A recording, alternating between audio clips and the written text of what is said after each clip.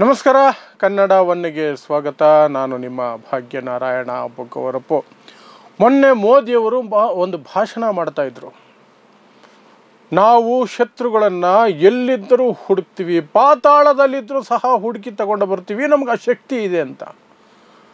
ಆದರೆ ಈ ದೇಶದ ಶತ್ರುವನ್ನು ಬಿಡಿ, ಈ ದೇಶದ ಪ್ರಜೆ ಒಬ್ಬ ವಿದ್ಯಾರ್ಥಿ ನಾಪತ್ತೆಯಾಗಿ ಸುಮಾರು 9 ವರ್ಷ ಆಗ್ತಾ ಬಂತು. ಅವನನ್ನು ಹುಡುಕೋದಕ್ಕೆ CBI ಕೈಯಲ್ಲೂ ಸಾಧ್ಯ ಆಗಿಲ್ಲ. ಕೊನೆಗೆ CBI ಕೋರ್ಟ್ ಮುಂದೆ ಹೋಗಿ ಶರಣಾಗುತ್ತೆ, ನಮ್ಮ ಕೈಯಲ್ಲಿ ಆಗ್ತಾ ಇಲ್ಲ. ಅದಕ್ಕೆ ಕೋರ್ಟ್ ಸಹ ಈಗ ಒಪ್ಪಿಗೆಯನ್ನು ಸೂಚಿಸಿದೆ. ಓಕೆ, ಹುಡುಕಾಟವನ್ನು ನಿಲ್ಲಿಸ್ಬಿಡಿ, ಅಲ್ಲಿಗೆ ಆ ಕೇಸ್ ಕ್ಲೋಸ್, ಇನ್ನು ಮೇಲೆ ಹುಡುಕೋದಿಲ್ಲ. ಯಾರು ಆ ಹುಡುಗ, ಯಾರು ಆ ವಿದ್ಯಾರ್ಥಿ ಅಂದರೆ ನಜೀಬ್ ಅಹ್ಮದ್ ಅನ್ನುವಂತಹ ಜವಾಹರ್ಲಾಲ್ ನೆಹರು ಯೂನಿವರ್ಸಿಟಿಯ ವಿದ್ಯಾರ್ಥಿ. 2016ರಲ್ಲಿ ನಾಪತ್ತೆಯಾಗಿದ್ದಂತಹ ಹುಡುಗನನ್ನು ಅಥವಾ ವಿದ್ಯಾರ್ಥಿಯನ್ನು ಮೊದಲು ದೆಹಲಿ ಪೊಲೀಸರು ಹುಡುಕಾಟ ನಡೆಸ್ತಾರೆ. ಆ ನಂತರ 2019ರವರೆಗೂ CBIನವರು ಹುಡುಕಾಟ ನಡೆಸ್ತಾರೆ. ಆಗ ನಮ್ಮ ಕೈಯಲ್ಲಿ ಆಗಲ್ಲ ಅಂತ ಆಗಲೇ ಅರ್ಜಿ ಸಲ್ಲಿಸ್ತಾರೆ. ಕೋರ್ಟ್ ಈಗ ಸರಿ ನಿಲ್ಲಿಸ್ಬಿಡಿ, ನಿಮ್ಮ ಕೈಯಲ್ಲಿ ಆಗ್ತಿಲ್ಲ, ಸಿಗ್ತಾ ಇಲ್ಲ. ಆತನನ್ನು ಯಾರೂ ನೋಡಿಲ್ಲ, ಆತ ಎಲ್ಲಿ ಹೋಗಿದ್ದಾನೆ, ಏನಾಗಿದ್ದಾನೆ, ಯಾವ ಮಾಹಿತಿಯೂ ಇಲ್ಲ. ಹಾಗಾಗಿ ಈ ಕೇಸನ್ನು ಕ್ಲೋಸ್ ಮಾಡ್ತಿದ್ದೀವಿ ಅಂತ ಕೋರ್ಟ್ ಹೇಳಿದೆ. ಸೊ ಏನಿದು ಇಡೀ ಪ್ರಕರಣ? 9 ವರ್ಷದಿಂದ ಒಬ್ಬ ವಿದ್ಯಾರ್ಥಿ ಈ ದೇಶದಲ್ಲಿ ನಾಪತ್ತೆ ಆಗ್ತಾನೆ, ಅವನನ್ನು ಹುಡ್ಕೋಕ್ಕಾಗಲ್ಲ ಅನ್ನೋದು. ಇಲ್ಲಿ ಒಂದು ವಿಶೇಷವಾಗಿ ನಾವು ಆರಂಭದಲ್ಲಿ ತಿಳ್ಕೊಬೇಕಾಗಿರುವಂಥದ್ದು, ಅವನು ಯಾವುದೋ ಕಾಡಿನಿಂದನೋ, ಯಾವುದೋ ನಿರ್ಜನ ಪ್ರದೇಶದಿಂದನೋ, ಯಾವುದೋ ಹಳ್ಳಿಯಿಂದನೋ ನಾಪತ್ತೆಯಾಗಿಲ್ಲ. ಭಾರತ ದೇಶದ ಅದರ ರಾಜಧಾನಿಯಾದ ದೆಹಲಿಯ ಹೃದಯ ಭಾಗದಲ್ಲಿರುವಂತಹ ಜವಾಹರ್ಲಾಲ್ ನೆಹರು ಯೂನಿವರ್ಸಿಟಿಯ ಹಾಸ್ಟೆಲ್ನಿಂದ ಆ ವಿದ್ಯಾರ್ಥಿ ನಾಪತ್ತೆಯಾಗಿದ್ದಾನೆ. ಈಗ ಅವನನ್ನು ಹುಡುಕಾಟ ನಡೆಸೋದೇ ಸಾಕು ಅಂತ ನಿಲ್ಲಿಸಿದ್ದಾರೆ. ಸೊ ಇದು ನಜೀಬ್ ಅಹ್ಮದನ ಕತೆ.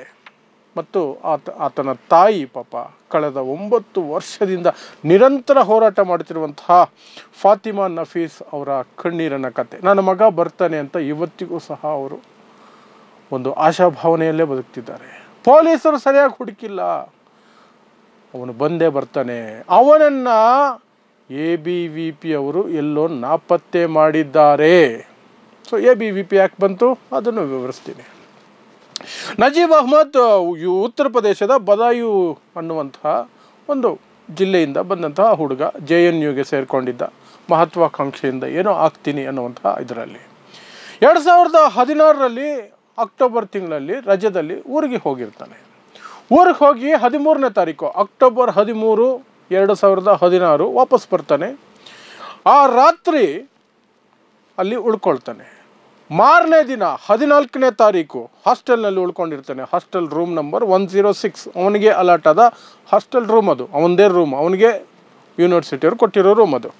14ನೇ ತಾರೀಕು ಅಕ್ಟೋಬರ್ 2016 ABVP ಅವ್ರ ಜೊತೆ ಅವನದು ಜಗಳ ಆಗುತ್ತೆ. ABVP ಹುಡುಗರು ಅವನನ್ನು ಸಿಕ್ಕಾಪಟ್ಟೆ ಹೊಡೆದಿದ್ದಾರೆ ಅನ್ನೋ ಮಾಹಿತಿ ಬರುತ್ತೆ.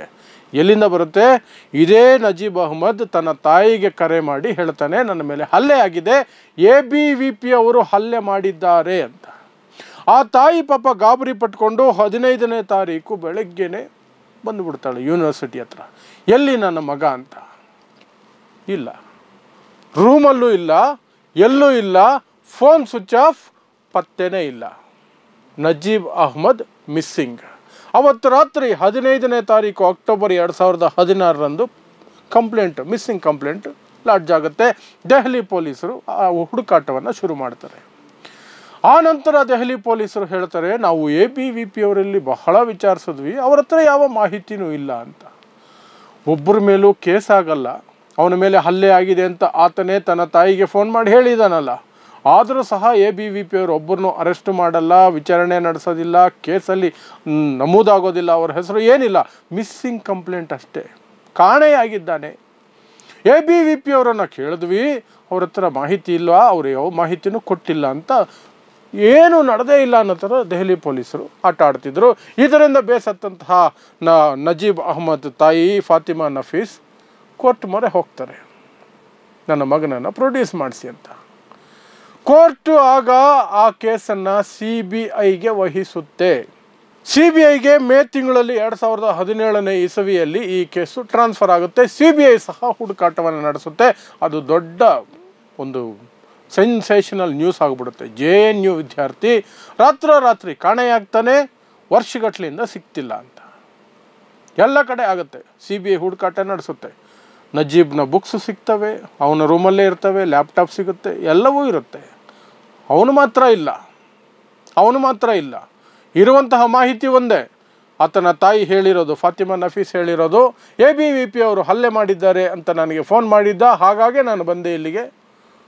ಬಂದಾಗ ಅವನಿಲ್ಲ. ಏನಾದ ರಾತ್ರೋರಾತ್ರಿ ಗೊತ್ತಿಲ್ಲ, ಹುಡುಕಿ ಕೊಡಿ. ಇದೇ ಮಾತು ಅವ್ರದ್ದು, ಒಂದೇ ಮಾತು. ಆದರೆ CBI ಸಹ ABVP ಮೇಲೆ ಯಾವ ಕ್ರಮನೂ ಕೈಗೊಳ್ಳೋದಿಲ್ಲ. ABVP ಏನು ಅಂತ ಗೊತ್ತಿಲ್ಲದಿರೋರಿಗೆ ಹೇಳ್ತೀನಿ. ABVP BJPಯ ಸ್ಟೂಡೆಂಟ್ ವಿಂಗ್, RSSನ ಸ್ಟೂಡೆಂಟ್ ವಿಂಗ್ ಅಂತಲೇ ಹೇಳಬಹುದು. ಸಂಘ ಪರಿವಾರದ ಭಾಗ. JNUನಲ್ಲಿ ಬಲಪಂಥೀಯರು ಮತ್ತು ಎಡಪಂಥೀಯರ ನಡುವೆ ಇರುವಂತಹ ಸಂಘರ್ಷ ನಿಮಗೆ ಗೊತ್ತೇ ಇದೆ. ಪ್ಲಸ್ ಮುಸ್ಲಿಮರ ವಿಚಾರದಲ್ಲಿ ABVP BJP RSS ಸಂಘ ಪರಿವಾರ ಹೇಗೆ ನಡ್ಕೊಳ್ಳುತ್ತೆ ಅನ್ನೋದು ನಿಮಗೆ ಗೊತ್ತಿದೆ. ಸೊ ABVP ಮೇಲೆ ಇಷ್ಟು ಗಂಭೀರ ಆರೋಪ ಇರಬೇಕಾದ್ರೂ ಸಹ ಅವನ ಮೇಲೆ ಹಲ್ಲೆ ಮಾಡಿದ್ದಾರೆ ಅಂತ ಆತನೇ ಫೋನ್ ಮಾಡಿ ಹೇಳಿದ್ದಾನೆ ಅಂತ ಆತನ ತಾಯಿ ಕಂಪ್ಲೇಂಟ್ ಕೊಟ್ಟರು ಸಹ ABVP ಅವ್ರ ಮೇಲೆ ಯಾವ ಕ್ರಮನೂ ಆಗೋದಿಲ್ಲ. CBI ಸಹ ಯಾವ ಕ್ರಮನೂ ಕೈಗೊಳ್ಳೋದಿಲ್ಲ. ಕೊನೆಗೆ 2 ವರ್ಷ ಪ್ರಯತ್ನ ಮಾಡುತ್ತೆ CBI. 2019 ಜೂನ್ನಲ್ಲಿ ಕೋರ್ಟ್ ಮುಂದೆ ಹೋಗಿ ಹೇಳುತ್ತೆ, ಸಾರಿ, ನಾವು ಬಹಳ ಪ್ರಯತ್ನ ಪಟ್ಟುಬಿಟ್ವಿ, ನಮ್ಮ ಕೈಯಲ್ಲಿ ಹುಡುಕೋಕ್ಕೆ ಸಾಧ್ಯ ಆಗ್ತಿಲ್ಲ. ಆತನ ಪತ್ತೆನೇ ಇಲ್ಲ, ಸುಳಿವೇ ಇಲ್ಲ ಅಂತ ಕೋರ್ಟ್ ಮುಂದೆ ಶರಣಾಗುತ್ತೆ. ಆದರೆ ಕೋರ್ಟ್ ಅದನ್ನು ಹಾಗೆ ಮುಂದಕ್ಕೆ ತಗೊಂಡು ಬರುತ್ತೆ. ಕ್ಲೋಸರ್ ರಿಪೋರ್ಟಿಗೆ ಒಪ್ಕೊಳ್ಳೋದಿಲ್ಲ. ಈಗ ಕೋರ್ಟು ಸಹ ಇದಾಗಿ ಇನ್ನೊಂದು 5 ವರ್ಷ 6 ವರ್ಷ ಆದಮೇಲೆ ಕೋರ್ಟು ಸಹ ಹೇಳಿದೆ, ಓಕೆ, ಹುಡುಕಾಟವನ್ನು ನಿಲ್ಲಿಸ್ಬಿಡಿ. ಹಾಗಾದರೆ ನಜೀಬ್ ಎಲ್ಲಿ? ರಾತ್ರೋರಾತ್ರಿ ನಜೀಬನ್ನು ಭೂಮಿ ನುಂಗ್ಬಿಡ್ತಾ, ಆಕಾಶ ಎಳ್ಕೊಂಡು ಬಿಡ್ತಾ, ಗಾಳಿಯಲ್ಲಿ ಆತ ಮರೆಯಾಗಿ ಹೋದ್ನ. ಏನಾದ ನಜೀಬ್ ಅನ್ನೋದಕ್ಕೆ ದೇಶದ ಪ್ರತಿಷ್ಠಿತ CBI, ಎಂತಹ ಕೇಸುಗಳು ಇದ್ದರೂ ಸಹ CBI ಇದೆ ಅಂತ ಹೇಳುವಂತಹ CBI ಕಂಡುಹಿಡಿಯೋದಕ್ಕಾಗಿಲ್ಲ. ಅದು ಈ ತಂತ್ರಜ್ಞಾನದ ಯುಗದಲ್ಲಿ, ಎಲ್ಲ ಕಡೆ CCTVಗಳು ಇರುವಂತಹ ಯುಗದಲ್ಲಿ ಆತ ಹಾಸ್ಟೆಲ್ ಬಿಟ್ಟು ಹೊರಗೆ ಹೋಗಿದ್ದರೆ CCTVಯಲ್ಲಿ ಸೆರೆಯಾಗಬೇಕಿತ್ತಲ್ಲ. ಅಕ್ಕಪಕ್ಕದ ರಸ್ತೆಗಳಲ್ಲಿ, ಹತ್ತಿರದ ಏರಿಯಾಗಳಲ್ಲಿ ಎಲ್ಲೋ ಒಂದು ಕಡೆ ಸೆರೆಯಾಗಬೇಕಿತ್ತಲ್ಲ. ಎಲ್ಲೂ ಸಿಕ್ಕಿಲ್ಲ. ಹಾಗಾದರೆ ಏನಾದ? ಬದುಕಿದ್ದಾನ ಇಲ್ವಾ? ಕೊಂದು ಹಾಕಿದ್ದಾನ? ಆತನೇ ಮಿಸ್ಸಿಂಗ್ ಆಗಿದ್ದಾನ? ಯಾವುದಕ್ಕೂ ಉತ್ತರ ಇಲ್ಲ. ಒಟ್ಟಿನಲ್ಲಿ ಇವತ್ತು ಕೇಸ್ ಕ್ಲೋಸ್ ಅಂತ ಹೇಳಿದೆ. ಅದಕ್ಕೆ ನಾನು ಟೈಟ್ಲ್ ಹಾಕಿರೋದು, ಕ್ಷಮಿಸಿ ಬಿಡು ನಜೀಬ್, ನೀನು ಮುಸ್ಲಿಂ ಆಗಿ ಹುಟ್ಟಿದ್ದು ನಿನ್ನದೇ ತಪ್ಪು. ಯಾಕೆ ಅಂದರೆ ನೀನು ಮುಸ್ಲಿಂ ಅಲ್ಲದೆ ಹೋಗಿದ್ದಿದ್ದರೆ ಅಟ್ಲೀಸ್ಟ್ ಪ್ರಯತ್ನಗಳು ಇನ್ನೊಂದಷ್ಟು ಜೋರಾಗಿ ನಡೀತಾ ಇತ್ತು. ಅಥವಾ ನೀನು ಯಾವುದಾದ್ರೂ ಪ್ರತಿಷ್ಠಿತ ರಾಜಕಾರಣಿಯ ವ್ಯಕ್ತಿಯೋ ಸಂಘ ಪರಿವಾರಕ್ಕೆ ಸಂಬಂಧಪಟ್ಟವನೋ ಆಗಿದ್ದಿದ್ರೆ ಜೋರಾಗಿ ಹುಡುಕಿರೋರು ಹೇಗೋ ಒಂದು ಕಡೆ ಆಚೆ ಬರೆದು. ಈಗ ನಜೀಬ್ನದೇ ತಪ್ಪು ಅಂತಲೇ ನಾವು ಹೇಳಬೇಕು. ಅವನು ಮುಸ್ಲಿಂ ಹುಟ್ಟಿರೋದೇ ತಪ್ಪು.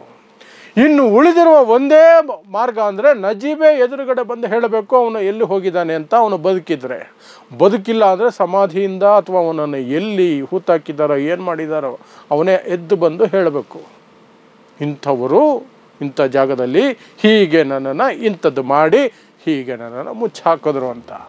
ಅದೊಂದೇ ಮಾರ್ಗ ಉಳಿಸಿರೋದು, CBI ಉಳಿಸಿರುವ ಒಂದೇ ಮಾರ್ಗ.